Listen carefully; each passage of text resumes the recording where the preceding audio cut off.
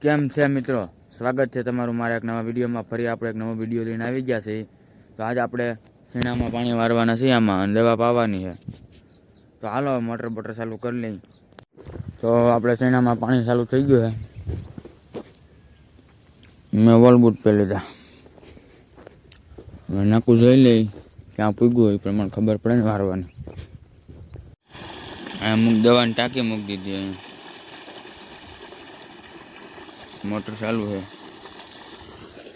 દોરિયામાં પાણી આવેલું જાય કમ્પ્લીટ.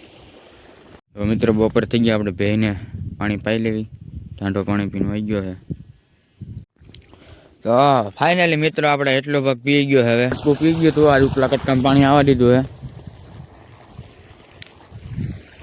અમે દવા મૂકવાની એટલે મૂકી દીધી.